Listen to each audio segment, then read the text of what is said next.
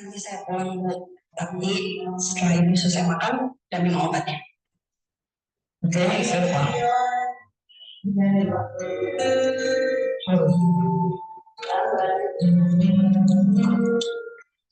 Kamu tahu nggak?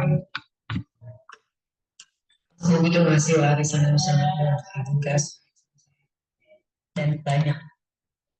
Selain pendidikan, pola pikir sebenarnya baik, terus dan kamu.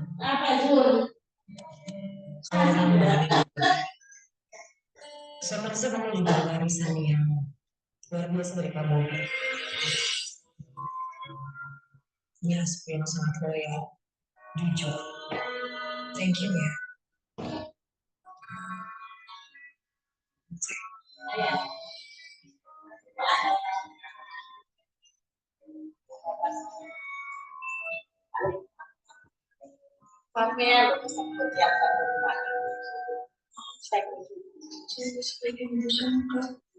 Yang kesebut sampean tak masjid MUJ PAC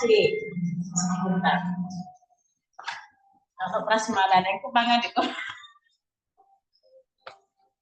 udah mulai belum insiden saya nggak yakin. Assalamualaikum Pak Pengawas. Waalaikumsalam Babet. Gimana, ada kabar Babet? Belum. Gimana Pak Sarip? Tadi kemana men? Ya? Tadi kemana? Tadi saya ke Pegayaman Pak. Oh, Nggak ikut B. Pak Sari, ya udah gini, udah bayar? belum. Oh belum. Semua teman-teman belum Pak Anu. Oh belum Pak ya? Semua belum. Oh iya dah, saya kirain saya aja yang belum. Semuanya belum. Bulan apa ya UTS-nya Pak? UTS itu kan menyelesaikan proposal Pak ya, bukan menjawab soal kalau S2 itu. Ya, itu dah maksudnya bulan apa itu? UTS. Tidak tahu, tidak disebutin sih. Ya kalau ingat dari ini kan UTS berarti kan November ya? Akhir November ya? Desember paling. Tidak tahu lagi juga.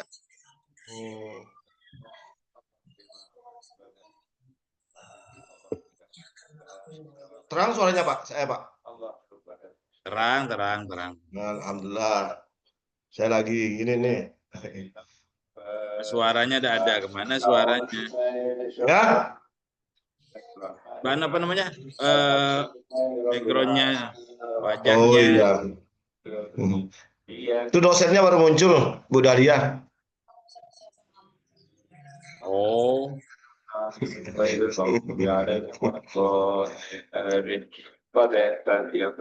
Kita khususkan untuk semua orang yang telah berjumpa masyarakat di Pak Sandi. Ya. Bu Dahlia sudah bayar ya Pak? Kenapa? Bu Dahlia sudah bayar ya? Woi. Ibadahnya. Saya aja belum. Kok tahu Pak Baik, kok tahu? Saya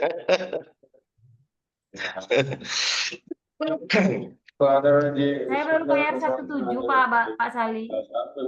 Ya. Baru bayar 17. Apa aja Pak yang bayar Pak Anu? Udah lihat. Kan saya hitungannya di luar SPI sama SPP 1750. 1 juta? 50 di luar SPI sama ya di luar SPP sama SPI Pak. Belum semua nih kita. Terus saya bilang nyicil boleh. Jadi nanti bulan depan saya mau bayar SPI-nya aja 1,5. Bulan depan saya rencananya bayar SPI-nya 1,5 juta. Kemarin kan saya bayar 1,7. pendaftarannya. 1750. Kita belum semuanya. Habis itu dapat alma mater dah. Iya, emang kalau saya emang dapat Pak besok gitu, kok bisa besok? Siapa yang ngomong besok? Apanya? Siapa Apanya yang Bu bilang Dali? ah? Apanya kok besok? Siapa yang bilang dapat alma mater? Siapa yang Nggak bilang dapat tahu. alma mater besok? Enggak, bukan besok. Oh. Bukan besok. Oh, pas pertemuan di kampus, Pak ya. Ya Belum paling saya gitu. nyerahkan ukuran saya. Ya paling ada perempuan yang sama Kan paling berat kali, Pak, kalau 8 L. juta. Kalau saya nunggu nanti, Pak, berat kali 8 juta, Pak. Ya, maunya nyicil juga sih. Makanya saya cicil pelan-pelan. Ya, cicil Pak Sali, nggak Pendaftarannya berapa? apa-apa. Berapa Pendaftarannya juga? berapa? 1750. 1750. 1 juta. 1750. Oh 100. 750. Oh SPI 100 ke 1 juta. 750. 750. Ya. Terus SPI-nya? SPI-nya 1.500.000. 1.500.000 ya ya. Oh, berarti kemarin 750 sampai bayar ya? SPP-nya Dapat 1.750.000 Pak. 1.750.000. Oh, 2 juta lah kalau gitu. Kan 700. Iya, hampir 2 juta. Nah, SPP-nya baru pokoknya cicil aja Pak Sali berapa ada uang. Ya iya. Tapi simpen anunya notanya itu bukti pembayaran. Nah, belum dikasih nota. Belum dikasih, Pak. Enggak, maksud bukti pembayaran itu kan transfer ya men kan? Oh iya. Ya bukti transfernya itu dipegang. Assalamualaikum Pak dosen. Waalaikumsalam. Ya, kita tunggu dulu beberapa waktu, nggih. Nggih pada saya. Saya Oke, juga Pak. masih di Banyuwangi nih, hari itu Oh, baru Oh, balik. Jadi nanti kalau ada oke, mendekati Pak. azan ya kita eh, berhenti sebentar dulu. Kalau dekat masjid ini nggak enak juga. oh nggih Suaranya nggak nggih. enak. Dulu. Nggih, siap Pak dosen.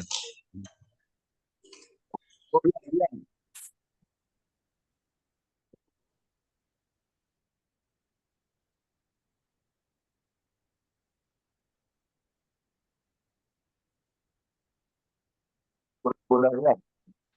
Oke, oke, Pak. Di SMA bermain ada bulan. Suaranya putus-putus, Pak Bait. Ya, ya, ya. Sampai hari siang Suaranya Pak Bait putus-putus.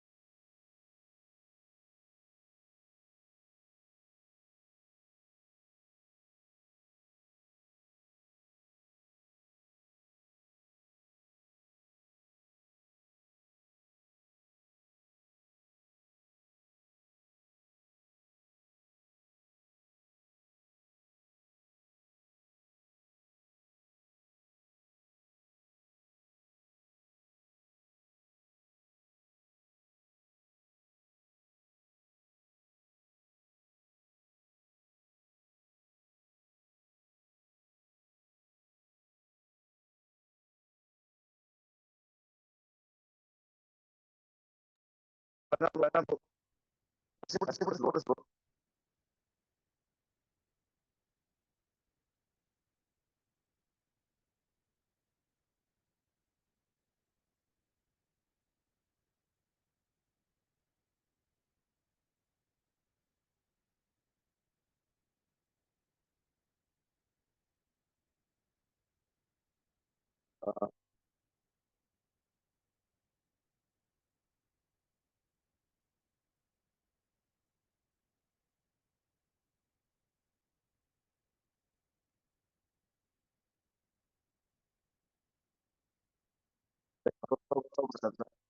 Tadi.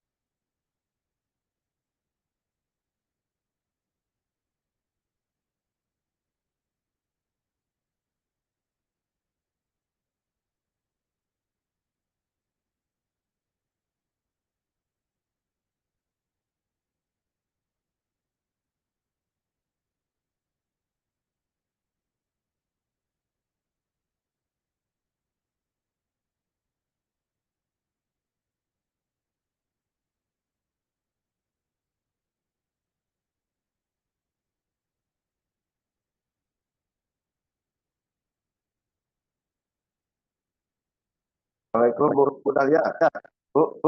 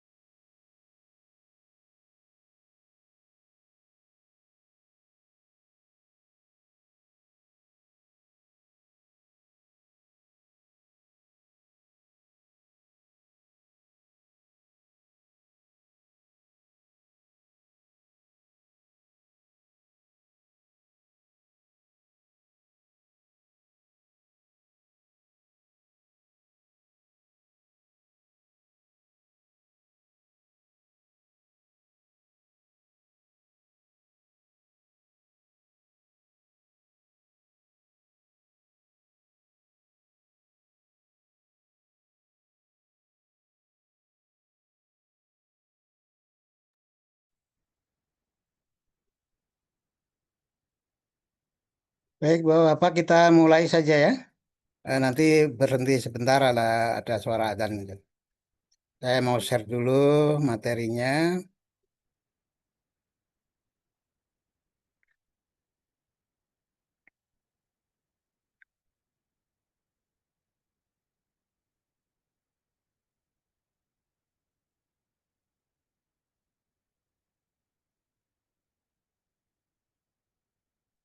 Baik, saya mulai. Assalamualaikum warahmatullahi wabarakatuh.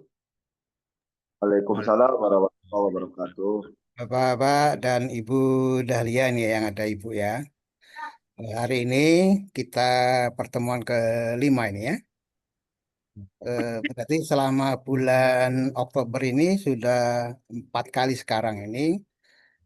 Nanti untuk tanggal 23 berarti tanggal 30 Oktober depan tidak ada, tapi nanti Bapak-bapak akan mengerjakan tugas saja, tidak ada kuliah. Jadi mengerjakan tugas saja. Karena 1 bulan itu 4 kali ininya pertemuannya. Itu aturan di kampusnya gitu. Kebetulan bulan Mei ini kan, sorry, bulan Oktober ini kan agak panjang minggunya ada 5 pekan gitu ya. Tetap dihitung 4 aja. Materi kali ini adalah yang kedua, Pak. Kajian pustaka. Ada yang mengatakan landasan teori boleh. Ada yang itu macam-macam ini beda-beda ya. Tapi intinya sama itu tentang kajian-kajian teori. ada mengatakan itu kajian teoretik boleh juga gitu. Jadi namanya beda-beda. Cuman kita lebih luas saja kajian pustaka. Ini ada di bab 2. Seperti apa? Saya buka lagi biar kita ingat selalu bahwa struktur dari tesis itu kan ada bab 1, bab 2, bab 3 itu untuk proposal. Ini kita ingat-ingat betul. Kalau bab 1 itu pendahuluan ada latar belakang pembatasan masalah, rumusan masalah, tujuan dan manfaat itu sudah kita bahas pekan yang lalu. Ya. Kemudian hari ini kita tinjauan pustaka isinya ada 4. 2.1 ini kalau pakai angka itu memudahkan. Kita kalau 2 itu berarti bab 2 gitu. Kalau 3 bab 3, 1 bab 1 itu memudahkan. Kalau pakai huruf A, B, C itu boleh juga. Tetapi tergantung aturan di namanya template ya gitu ya. Tiap-tiap itu ada pedomannya gitu. Kalau saya lebih lebih senang dan menggunakan pakai angka itu memudahkan. Termasuk tabel itu kan. Kalau tabel 1, 1, 2 berarti bab 1 tabel kedua. Gitu. Ada tabel 2.3 misalnya. Berarti tabel itu ada di bab 2 tabel ketiga gitu. Jadi mudah. Ya. Ada tabel 3.4 misalkan. Tabel itu ada di bab 3 tabel keempat begitu. Jadi mudah dengan angka itu karena itu sudah standar, Pak. Sebagian besar perguruan tinggi yang sudah mapan yang bagus itu unggul itu menggunakan angka untuk memudahkan. Kita ikuti yang bagus karena mudah sekali untuk. Nah, kita akan bicarakan sekarang itu kajian teorinya, kemudian kajian penelitian yang relevan. Ini penelitian penelitian orang lain ini biasanya dari artikel ya yang sudah jalan yang lalu-lalu ya. Tapi yang lalu itu tidak terlalu lama, Pak, Ibu. Paling enggak ya 5 tahun yang lalu lah paling lama. Kalau terlalu lama berarti kebaruannya tidak kelihatan. Yang terbaru.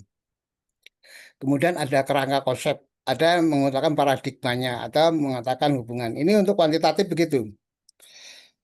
Kalau kualitatif itu biasanya kerangka konsepnya itu dibuat agak global ya, agak umum dulu. Karena kemudian kalau di kualitatif itu hipotesis nggak ada. Karena hipotesis itu yang akan diuji nanti. Sedangkan di kualitatif itu bukan uji, tapi istilahnya mencocokkan data informasi. Itu analisisnya begitu. Mari kita bahas. Sedangkan yang merah ini, bab 4 itu ya, itu nanti akan dilakukan setelah penelitian.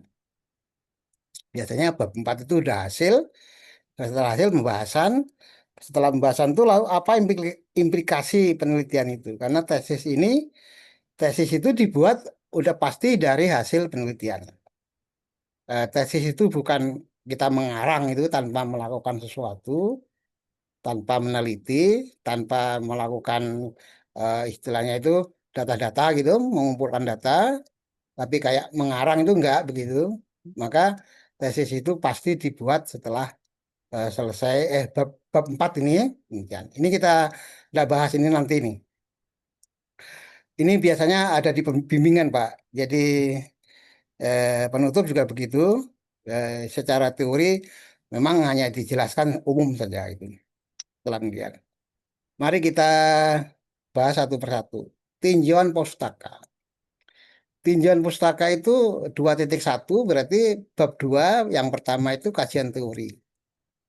Apa sih kajian teori itu? Teori adalah kumpulan proposisi umum yang saling berkaitan dalam menjelaskan variabel. Jadi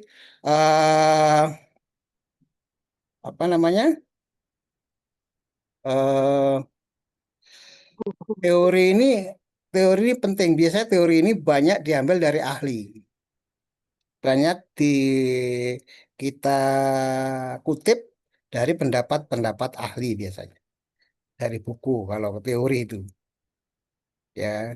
Eh, Kemudian akan membentuk formulasi teori, akan membentuk formula ya, satu rumusannya yang mengintegrasikan semua informasi secara logis hingga masalah yang diteliti itu bisa dibuat konsep atau dapat diuji nanti.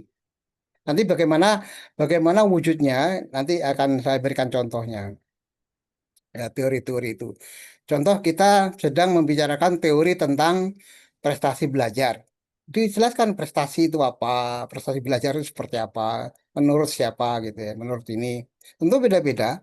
Nanti kita berbeda-beda pendapat itu mesti ada persamaannya ya. Karena orang itu kadang-kadang mengungkapkan sesuatu itu dengan bahasa yang sedikit berbeda, tapi maksudnya itu ini gitu, sama. Nah, itulah kemampuan dari penulis, dari Bapak Ibu yang peneliti ini membuat konsep dari beberapa pendapat tadi gitu. Nah, kalau itu berkaitan dengan variabel, usahakan variabel yang bisa diuji, ada indikatornya gitu. Apa saja yang diuji itu? Prestasi belajar, mungkin nilai kognitifnya, nilai apa lagi gitu ya, gitu. Apa nilai formatifnya barangkali itu ada indikatornya. Itu formulasi namanya. Pengembangan teori ditentukan oleh tinjauan pustaka. Jadi teori itu bisa dikembangkan oleh peneliti ya. Jadi dari beberapa pendapat ahli tadi, Bapak dan Ibu peneliti itu membuat sintesa atau membuat kesimpulan namanya. Nah, kesimpulan itulah yang disebut grand theory miliknya Bapak dan Ibu gitu. Menurut saya bahwa prestasi belajar itu ini gitu. Gitu. Ya nanti pada saat aja kita berhenti ya. Ini kajian teori, Pak.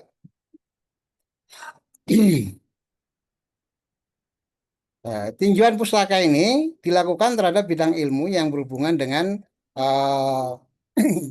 model penelitian atau untuk menghasilkan kesimpulan. Jadi beberapa teori itu akan mendapatkan kesimpulan logisnya. Tinjauan pustaka itu akan menghasilkan kerangka teori berupa konsep, Pak. Bisa konsep ya. Konsep itu apa sih? Pengertian atau karakteristik yang dikaitkan dengan apa peristiwa, apakah itu situasi atau perilaku tertentu, mungkin objek juga gitu. Tergantung dari variabel yang kita ini, variabel yang kita akan kaji gitu. Variabel apa gitu. Ya. Kemudian apa ya proses itu pernyataan yang berkaitan dengan konsep tadi. Biasanya yang membuat proporsi ini adalah ahli gitu. Jadi kalau itu ahli pendidikan memang banyak ya, banyak ahli. Tanda-tanda ahli itu orang yang sudah mau membuat buku biasanya. Gitu. Membuat buku, dia buku itu tentu direview gitu ya, menjadi buku yang buku akademik misalnya, buku yang ilmiah gitu ya, bukan buku bacaan yang kayak ini, kayak eh, fiksi atau itu bukan, tapi buku ilmiah, buku ajar boleh juga. Akan membentuk konstruk ya, dari beberapa pendapat itu akan membentuk konstruk ya, jenis konsep yang tingkatannya lebih kuat, lengkap daripada konsep digunakan oleh tinjauan teori. Jadi maksudnya begini, beberapa teori itu Bapak dan Ibu sendiri peneliti yang akan menentukan konsepnya apa. Ya. Kemudian dari proporsi itu dikaitkan dengan konsepnya akan ada karakternya, karakteristiknya atau indikator jelasnya ya gitu. Ciri-ciri lah gitu. Supaya lebih nyata gini aja. Contoh gini ya. Kita sedang mengkaji tentang pedagogik sini.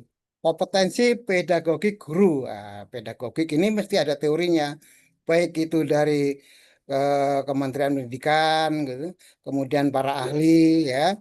Eh, Kemudian dari pendapat-pendapat itu namanya proporsi. Terakhir, Bapak dan Ibu peneliti ini menyimpulkan menjadi konstruk yang lebih kuat dari beberapa pendapat tadi, gitu. Berupa sintesa, gitu. Karena itu, setiap variabel itu setelah ada penjelasan menurut ini, menurut penelitian, baru disimpulkan. Simpulan itu namanya konstruk, Pak. Ya, kesimpulan teori yang dipakai pada penelitian Bapak dan Ibu, gitu. Yang sudah khusus ini, gitu. Itulah yang dimaksud ini. Sekarang saya lanjutkan cara membuat tinjauan pustaka. Variabel dulu ditentukan. Variabelnya apa aja, gitu.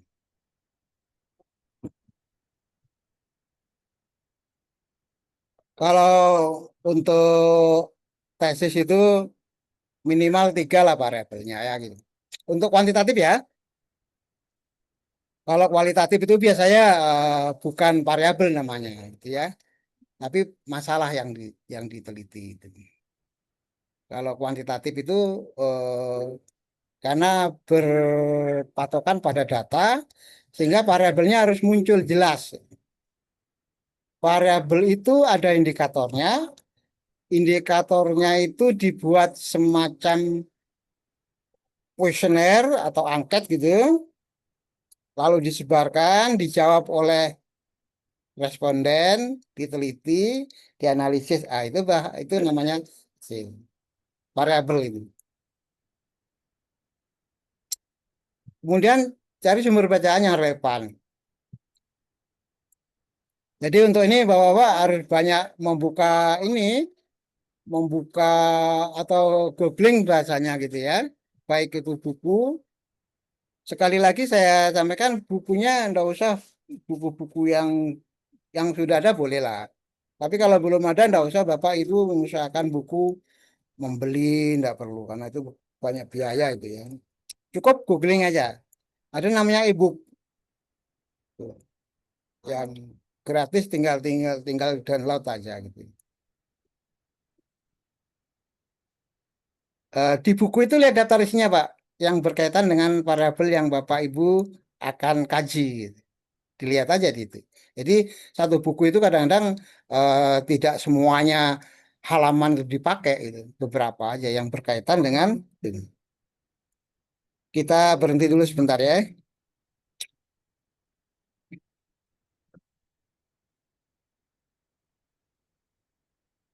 Nggih, nggih Pak Dokter. Masih adzan nggih. Dan mungkin di Bali sudah duluan, kalau di Di Jawa Bali duluan. nggih 5 Duluan di menit. Bali. Ya kalau kita lebih malam juga berhentinya malam, ya. Enggak salah. Jalan-jalan jalan jalan aja.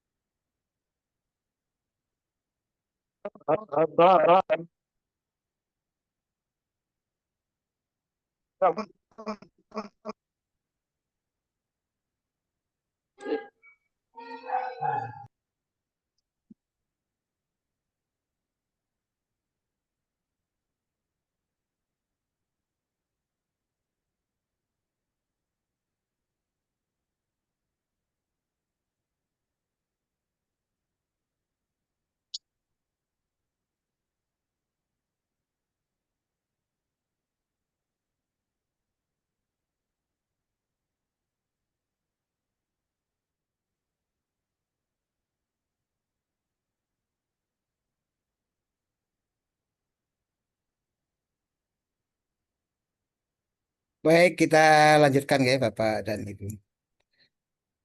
Tadi saya yang ketiga itu kalau Bapak melihat e-book ya, dilihat dulu daftar isinya. Variabel apa yang Bapak kaji, cocokkan dengan daftar isi, kemudian buka itu aja. Di situ bagaimana pendapatnya atau kajian teorinya Bapak kutip aja boleh juga. Tapi mengutipnya jangan ada namanya kutipan langsung, kutipan seluruhnya. Ada juga kutipan yang tidak langsung, Pak Ibu. Jadi kutipan itu diambil intinya boleh juga. Ya gitu. Itu cara mengutip ya. Bahasa ilmiah itu mensitasi. Cari definisi setiap variabel yang akan diteliti ya. Kemudian bandingkan antara sumber satu dengan sumber yang lain dan pilih definisi yang sesuai dengan penelitian yang Bapak Ibu akan kaji atau variabel penelitian yang Bapak Ibu pelajari itu apa gitu. Yang cocok aja ya itu dibandingkan seluruh isi topik buku sesuai dengan ini buku ini masih ya variabel eh, yang akan diteliti, lakukan analisa, buatlah rumusan dengan bahasa sendiri ya tentang isi sumber yang dibaca. Jadi kita diminta punya kemampuannya di apa ya di tesis itu bisa mengambil intisari dari penjelasan teori atau penjelasan ahli. Ya, jadi menurut bahasa peneliti sendiri. Siapa peneliti ya Bapak dan Ibu?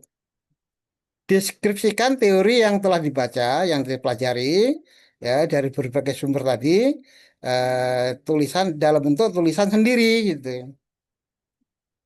Ya, jadi kalau ngambil plek sama itu pasti kena plagiat Pak Ibu gitu. Enggak ini. Jadi cukup intisarinya aja. Nah, kalau mau ngutip keseluruhan itu ada caranya. Harus pakai tanda petik ya gitu supaya tidak kena plagiat ya. Ada tadi caranya ya mengutip ya. Dan mengutip pun dibuat barisnya berbeda di halaman itu. Berarti kutipan. Kayak kita mengutip Al-Quran dengan terjemahan itu berbeda cara mengutipnya itu. Mesti apa ya di paragrafnya atau di terusnya beda dia. Seperti itu caranya. Sumber bacaan yang dikutip digunakan sebagai landasan harus dicantumkan sumbernya itu. Sumbernya itu ya orang itu. Nanti contohnya saya tunjukkan ya. Ini sumbernya. Kalau itu Bapak ngambil sumber dari media sosial, bisa itu pakai linknya diambil gitu. Contoh Bapak Ibu mengambil sumber data dari BPS, misalkan tentang apa ya, eh, ambil data tentang prestasi belajar siswa di satu kabupaten gitu. Ada di BPS itu. Badan Statistik itu kan ada itu. Nah, berarti Bapak tulis sumbernya Badan Statistik Kota Denpasar, apa Kabupaten Jemberana, apa Buleleng begitu. Ditulis gitu sumbernya. Itu yang dimaksudkan. Kalau mengutip ya. Ini cara ilmiah namanya. Bapak Ibu itulah ya. Itu ada di kajian teori. Sekarang setelah kita kajian teori, ada yang kedua kajian, saya ulangi, kajian teori tadi pasti dari ahli. Biasanya sumbernya di buku, sumbernya itu di apa ya, di online juga ada itu, atau badan-badan tertentu juga ada membuat link ya, itu sumbernya. Kajian penelitian relevan, ada yang mengatakan kajian penelitian terdahulu, boleh juga. Kata-kata ini kan berbeda-beda kadang-kadang ya. Tapi kalau saya lebih senang mengatakan yang relevan, karena ini kuantitatif. Yang relevan itu yang cocok ininya. Cari artikel jurnal, jadi udah lain nih. Kalau tadi kan buku, sekarang jurnal ini. Artikel ini mudah juga ini. Yang cocok dengan variabel yang diteliti. di judulnya itu kelihatan udah variabel Pak. Itu ya. Kemudian lihat topik yang relevan. Topik itu judul kan dengan yang akan diteliti. Tulis nama penelitinya, tahun, tempat penelitian nih maksudnya.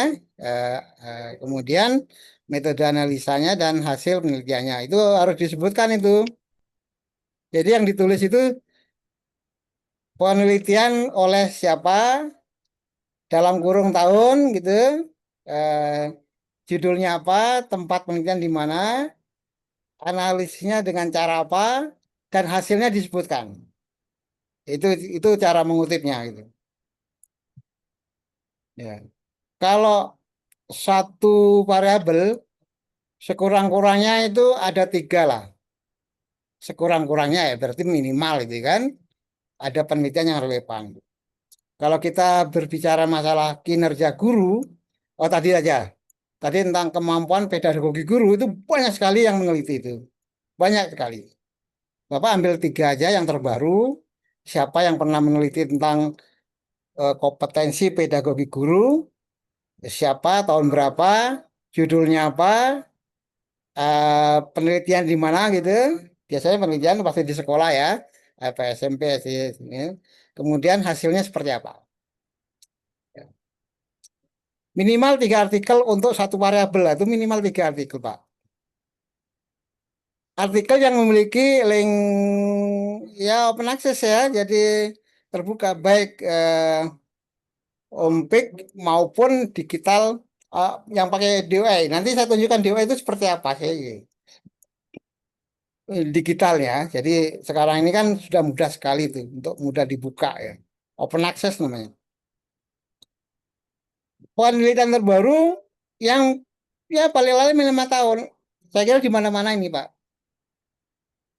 Kalau dari penelitian itu 5 tahun, kalau buku 10 tahun. Jadi kalau Bapak nyari artikel sekarang tahun 2005, 2025, Bapak cari yang artikel yang 2021, 22, 23, 24, 25. Jangan mengambil artikel yang 2010, 2015. Itu biasanya oleh penguji dicoret ini lama ini. Memang ada. Ini yang dimaksudkan. Diingat-ingat bahwa kalau dari kajian teori yang pertama tadi itu buku 10 tahun terakhir berarti 2015 boleh, 2016, 17 dan seterusnya. Tapi kalau artikel 2021, 2022 dan sampai 2025 beda ya. Karena lebih gampang tuh mencari artikel itu Pak, lebih mudah. Sehingga kita dicari yang terbaru. Kajian penelitian relevan. Yang ketiga, ada 4 ini baru ketiga ini. Gak lama ya, nanti banyak saya berikan contoh aja. Kerangka konsep. Jadi kalau penelitian kuantitatif itu harus punya kerangka. Kerangka ini mendekati judul. Contoh, pengaruh kemampuan pedagogi guru terhadap prestasi belajar siswa misalkan. Berarti harus dibuat kerangka konsep bahwa pedagogik guru yang memiliki kemampuan pedagogik yang bagus itu udah pasti akan dapat menghasilkan prestasi siswa yang bagus begitu. Jadi kerangkanya gitu. Itu kerangka konsepnya gitu. Ini penjelasannya. Dalam penelitian kuantitatif ya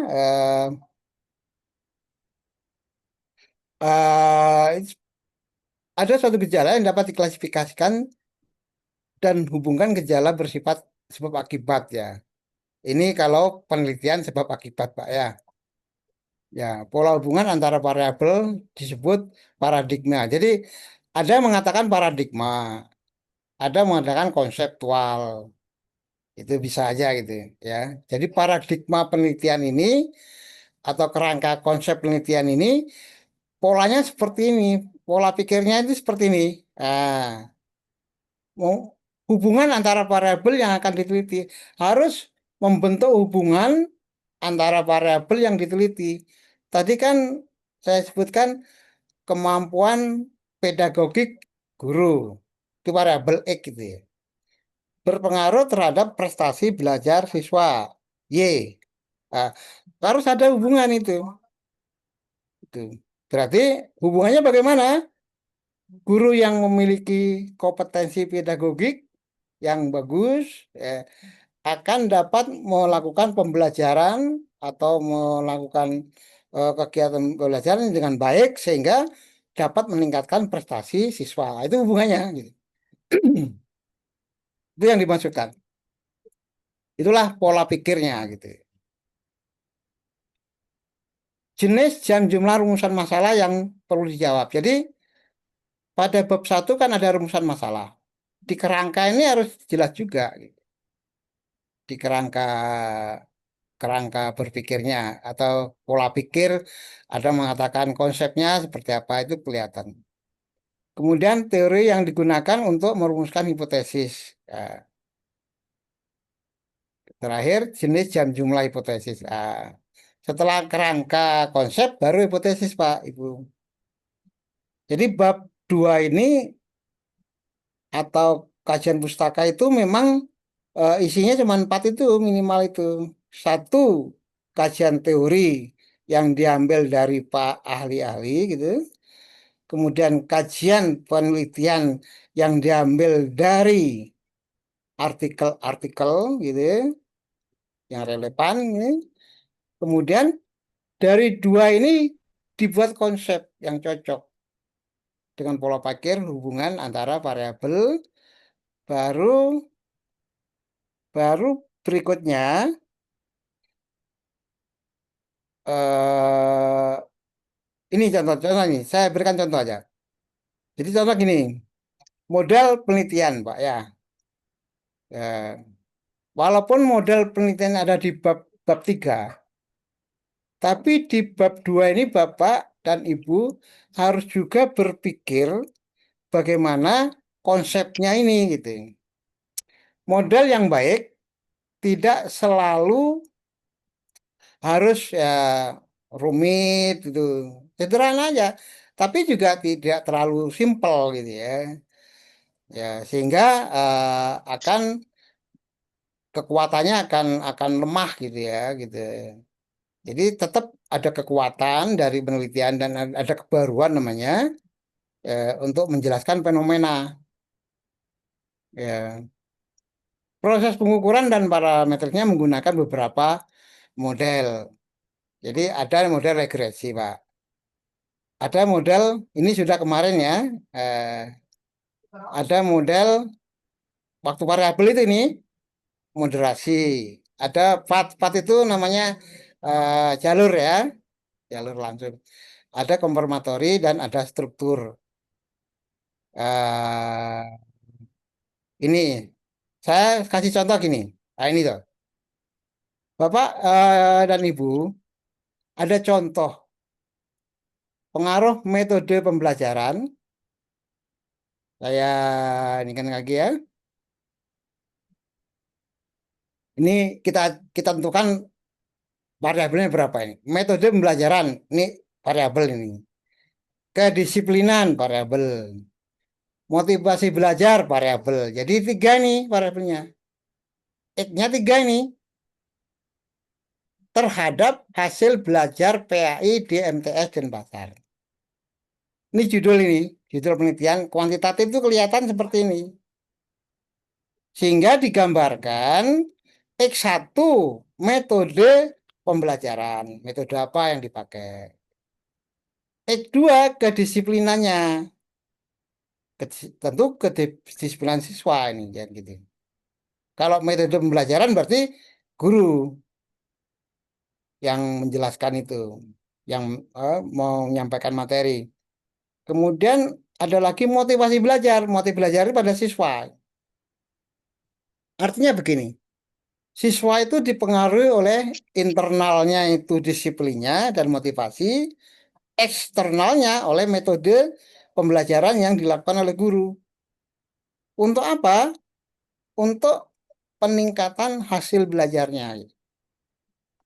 Logikanya begini, kalau metode pembelajaran yang diterapkan oleh guru itu bagus, metodenya menarik, menyenangkan, menginspirasi barangkali, metodenya juga membuat siswa aktif itu, apalagi siswanya disiplin, kemudian motivasi belajar siswa itu akan meningkat, diyakini hasil belajarnya akan bagus. Nah, itulah yang disebut kerangka, Pak. Kerangka konsepnya gitu.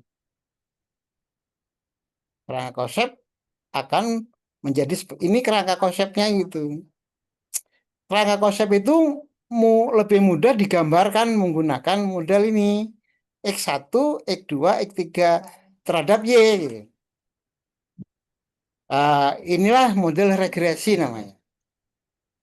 Lebih lebih sederhana ini tapi meyakinkan gitu ya, jelas gitu. Di sini ada X1 terhadap Y, X2 terhadap Y, X3 terhadap Y, kemudian gabungan X1, 2, 3 secara simultan, secara bersama-sama itu terhadap Y itu seberapa besarnya. Ini kan baru hipotesis gitu. Nah, gitu. Sehingga hipotesisnya berapa? Terdapat pengaruh model pembelajaran terhadap hasil belajar. Terdapat ya. Terdapat pengaruh disiplinan. Atau dikatakan kedisiplinan itu berpengaruh terhadap hasil belajar.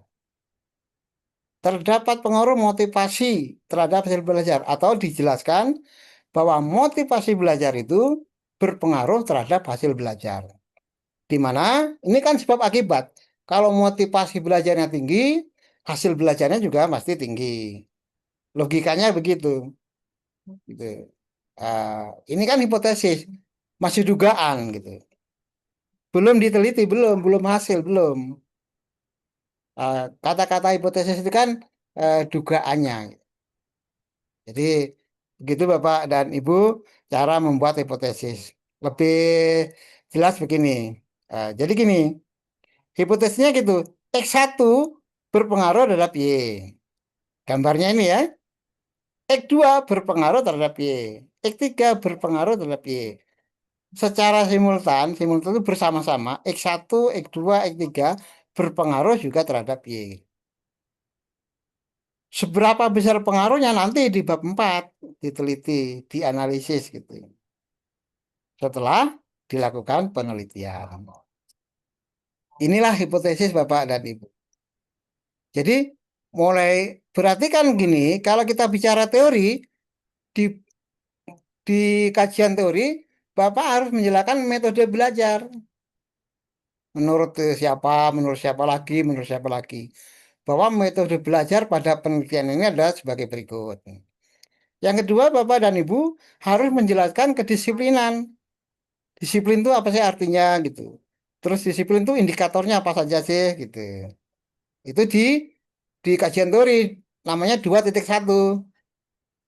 Nah, ini mundur ya setelah ini ya. Karena sudah kadang ada judul ini mudah jadinya. Motivasi belajar. Jadi ada empat kajian teori yang Bapak harus jelaskan di bab 2. Sekali lagi, saya harus juga menyampaikan bahwa kita ini adalah belajar PAI. Artinya, teori-teori itu harus wajib ya, ada muatan-muatan yang landasannya Al-Quran dan hadis.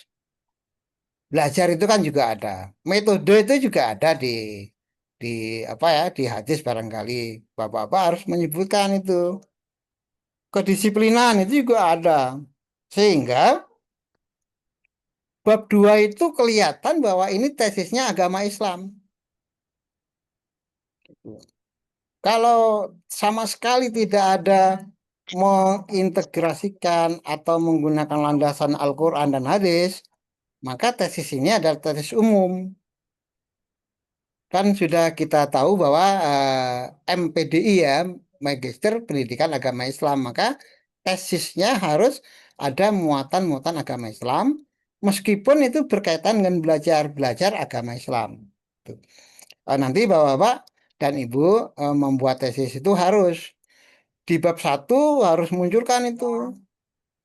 Kalau kita pelajari Al-Quran dan hadis, dalam kehidupan sehari-hari apapun itu, pasti ada dasarnya dalam Al-Quran dan hadis. Ada dalilnya, dimunculkan. Sehingga betul bahwa tesisnya ini tesis pendidikan agama Islam gitu. Ya, itu selalu saya ingat. Kalau saya kan basicnya kan bukan agama. Ya, saya kan basicnya memang umum, tapi pada saat menjelaskan tesis, karena tesis ini ada di pendidikan agama Islam, maka nuansa tesis itu harus kental sekali dengan apa ya, kajian-kajian tentang eh, apa saja yang landasannya adalah Al-Quran dan hadis. Kajian apa saja mesti ada ini. Itu Pak ya.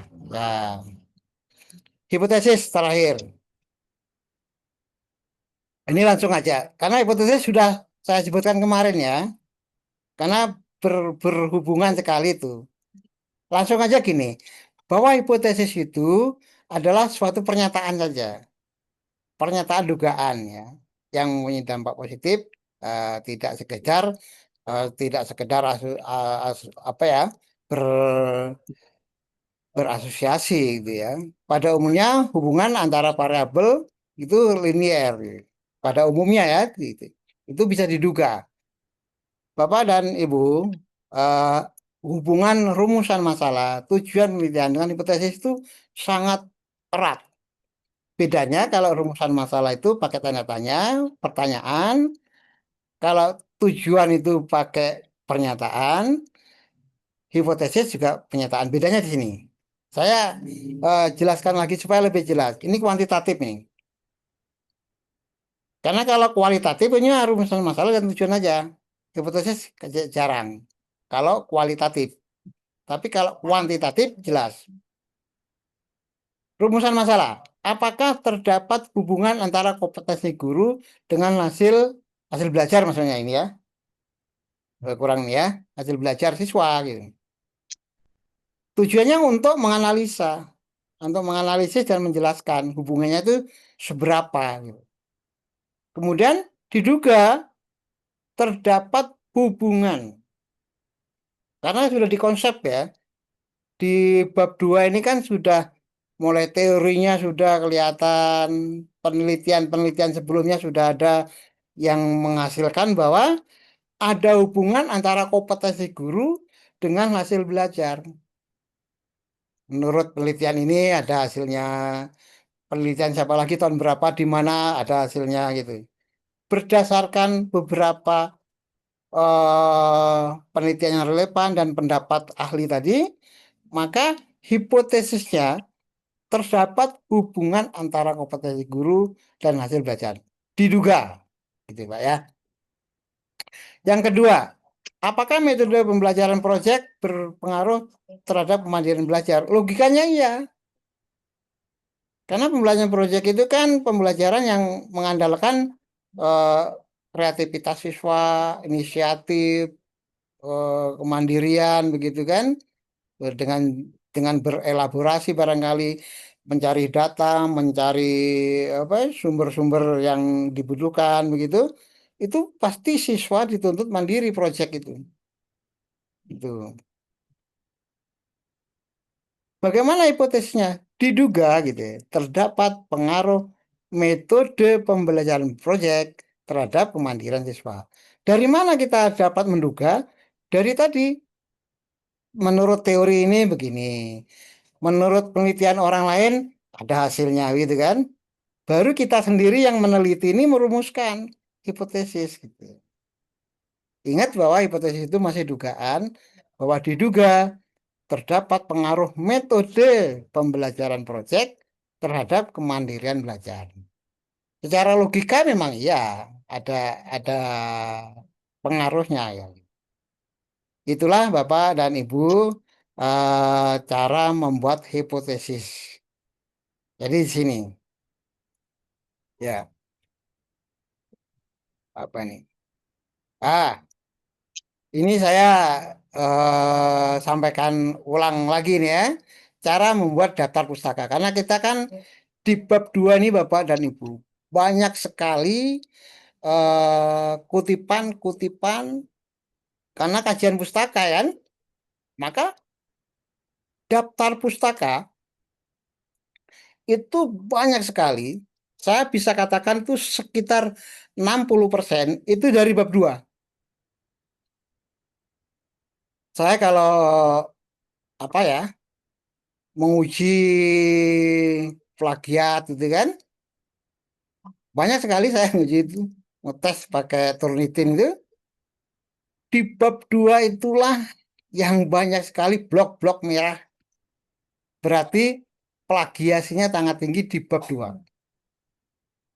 Karena di sana mungkin orang-orang penulis tesis atau penulis disertasi barangkali itu banyak bahasanya itu copy paste gitu. Pasti kena plagiat pasti.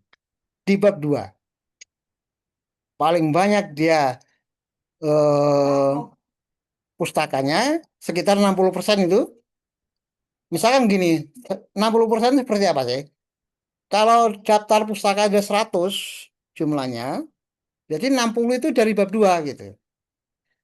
Artinya bab 2 itu penyumbang terbesar plagiatnya. Kalau Bapak dan Ibu plek dia copy paste gitu. Maka nanti tidak diharapkan itu copy paste itu. Itu. Ini cara menulisnya ini. Ya. Oh, ada di bawah. Oh, mungkin ini ya settingnya ya. Ini ada nama Fatimah ini kan artikel ini 2023 nih. Sesungguhnya nama aslinya Siti Fatimah Hajar. Sorry, Siti Hajar Fatimah. Yang dipakai yang terakhir Fatimah, koma, Siti Hajar titik 2023 titik. Baru nama judulnya Desain Pembelajaran PAI di Sekolah Dasar. Jurnalnya Bapak dan Ibu, jurnal ini ada ini. Kalau saya klik ini muncul jurnalnya Pak. Nih ada tanda ini warna biru itu. Itu dari jurnal kelihatan. Ini yang disebut DOI tadi, DOI gitu. Digital ya. Harus kelihatan itu. Alah, kok ke bawah? Saya muntah semuanya deh. Ini hanya 1, 2, 3, 4, 5 ya. Lima aja lah untuk contoh aja. Ya, ini cara penulisannya. Ini cara menulisnya adalah pakai APA ini. Jadi kalau dari jurnal mesti ada warna biru ini.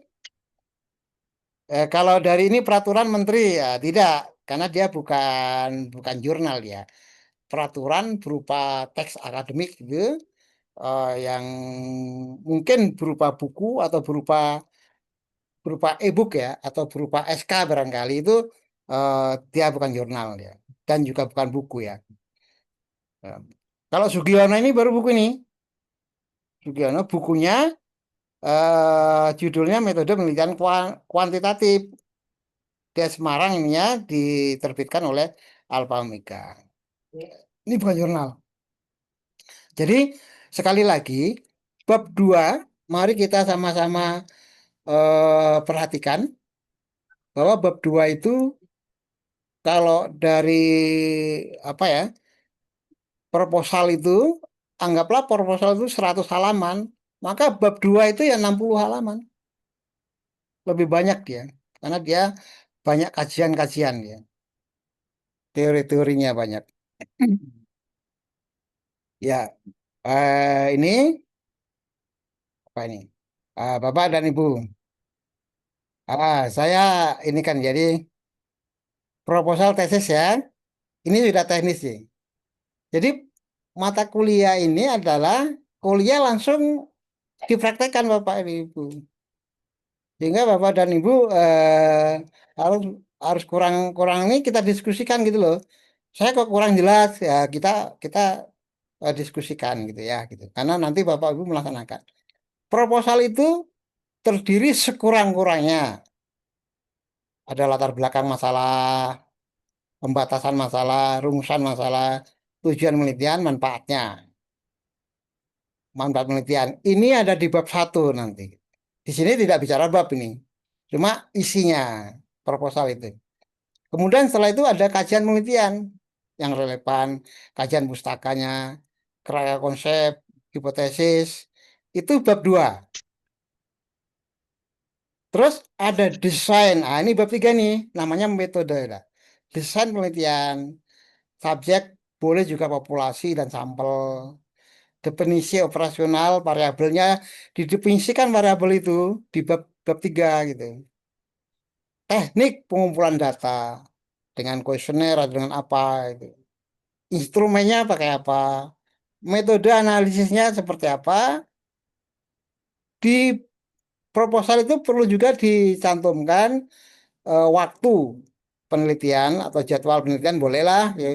Terakhir daftar pustaka atau rujukan. Jadi proposal tesis ini nanti Bapak dan Ibu sudah bisa membuat draft proposal sampai UAS atau kurang-kurangnya Januari lah. Itu sudah UAS itu hanya membuat proposal aja, draft namanya gitu. Jadi mumpung kita masih di tengah semester ke ini ya, pertama ini ya kita harus perhatikan betul itu. Dicicil lah istilahnya. Kalau diplekan itu akan berat ya. Inilah proposal. Sebelum membuat proposal, terlebih dahulu peneliti harus melakukan observasi lapangan, Bapak. Observasi boleh, interview juga boleh, silakan gitu. Sekurang-kurangnya Bapak dan Ibu ini kan bertugas di pendidikan gitu kan. Apa ya tanya-tanya aja, interview boleh sama-sama teman atau sama guru atau sama siapa gitu yang kira-kira nanti menjadikan tempat penelitian untuk mendapatkan data atau mendapat informasi baik itu berupa fenomena atau berupa kajian apa ya yang berkaitan dengan agama Islam di madrasah atau di sekolah. Di sekolah boleh, di madrasah boleh. Pada intinya kan sekolah madrasah itu kan hanya beda kalau sekolah itu dinas pendidikan, kalau madrasah itu Kemnak gitu kan gitu.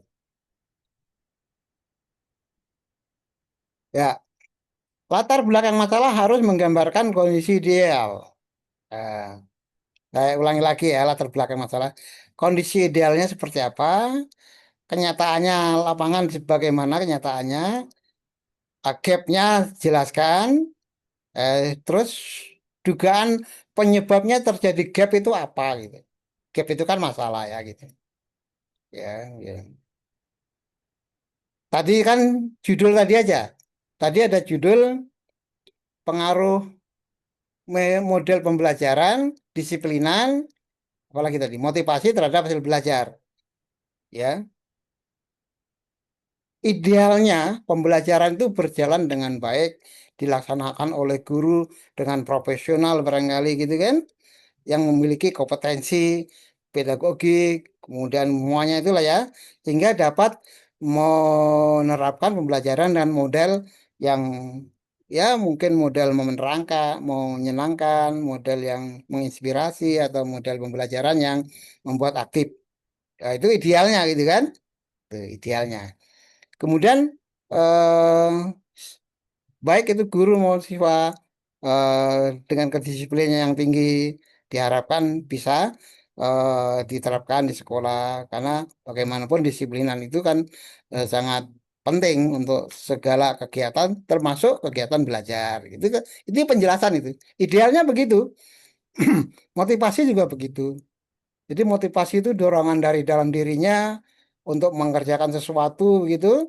Setiap orang itu pasti ada motivasinya untuk bisa, apalagi berkaitan dengan belajar ya. Harapannya motivasi belajar itu tinggi. Kenyataannya, nah gitu, kenyataan bahwa hasil belajar di sekolah ini atau siswa di sini dalam apa rendah, disiplinnya juga bagaimana gitu kan gitu. Terus guru-guru menggunakan metode yang konvensional, nggak menarik, itu kan masalah gap itu kan gitu. Itu Pak, itu penjelasannya. Kemudian mencari solusi melalui penelitian. Itulah Bapak dan Ibu untuk apa ini?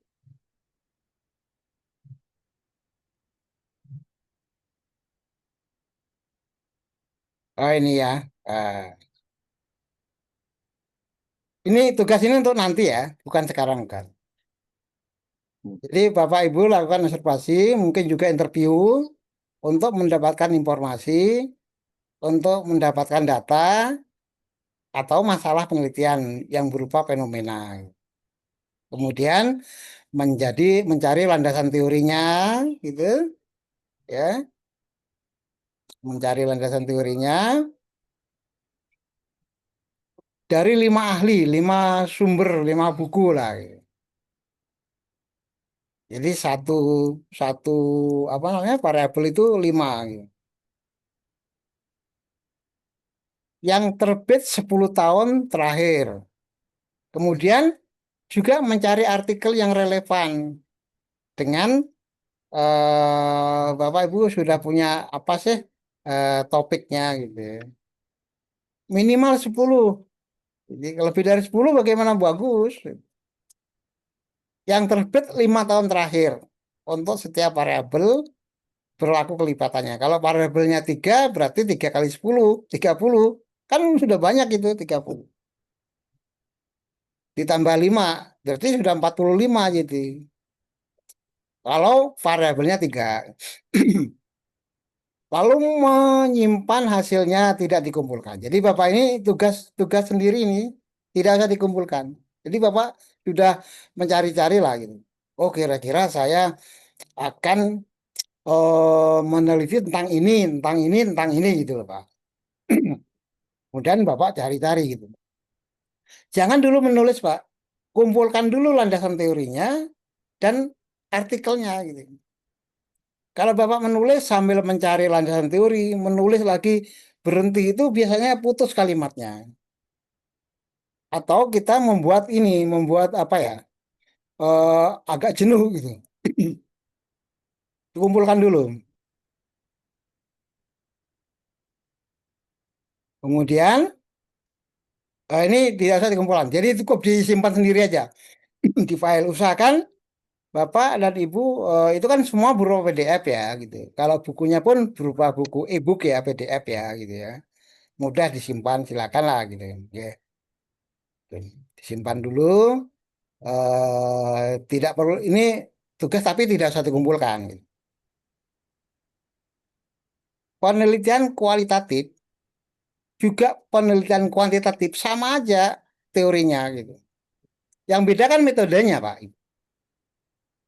Oh saya kualitatif ini. Oh metodenya pakai ini gitu. Ya. Tapi di bab 1 latar belakang masalah itu sama itu masalahnya. Cuma nanti arahkan kalau kuantitatif ya arahnya ada rumusan masalah. Kualitatif juga ada gitu. Cuma kualitatif lebih dikit biasanya gitu. Yang banyak itu kan kuantitatif. Rumusan masalah paling tidak ya 5 lah gitu. Kalau itu dari tadi kan saya sebutkan tadi ada X-nya 3, X-nya 3 menjadi 4 rumusan masalah. Karena X1, X2, X2, 3 yang bersama-sama 1. Jadi 3 tambah 1, 4.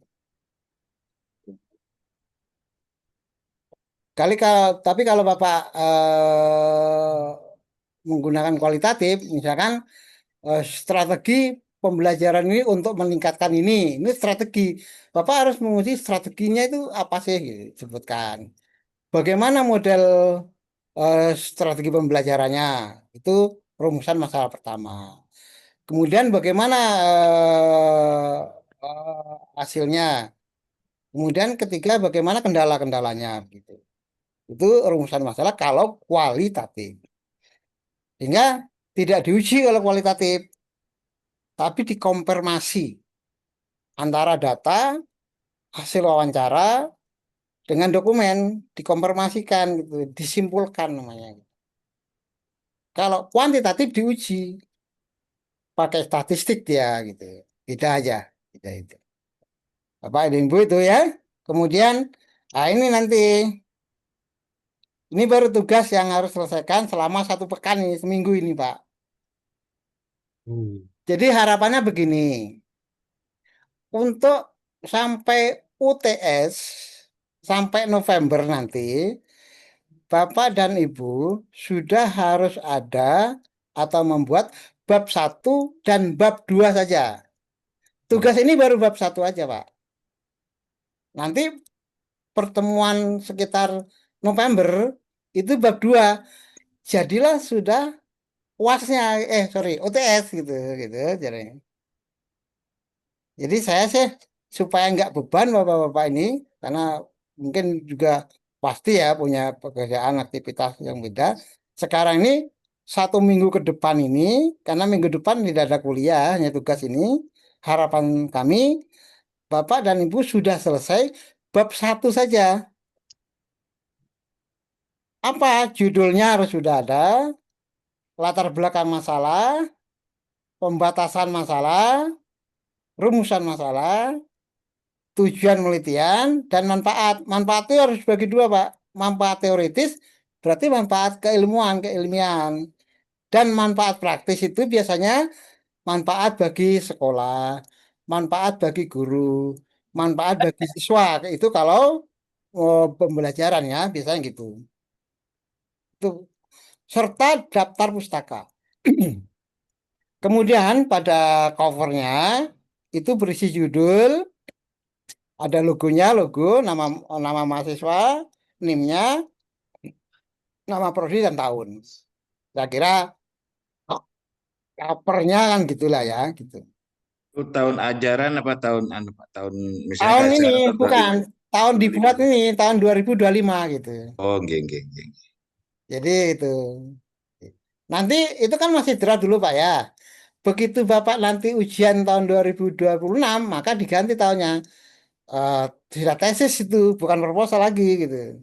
Proposalnya sekarang 2025, nanti pada saat tesisnya 2026 diganti tahunnya aja. Sehingga Bapak enggak berat gitu. Kalaupun ada revisi sedikit-sedikit aja gitu. Harapan saya gitu. Jadi eh, membuat draft proposal, maksudnya draft ya. Itu nanti ada tugasnya, bukan sekarang. Kalau sekarang sih hanya kita diskusi aja dulu. Nah, itu Pak ya. Selesai sudah.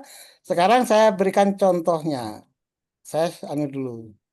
Contoh tadi saya menjelaskan citasi tadi ya. Mana saya Bapak ada cara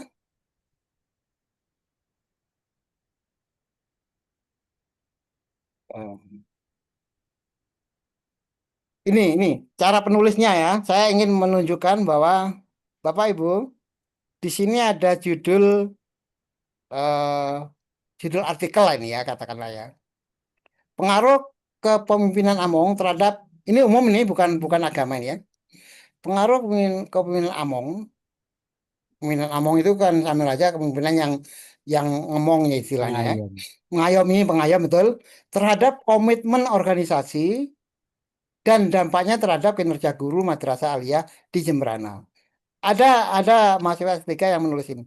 Saya ambil aja supaya Pak, apa yang saya tunjukkan Bapak. Jadi kalau Bapak bicara masalah di sini kata kuncinya itu 3.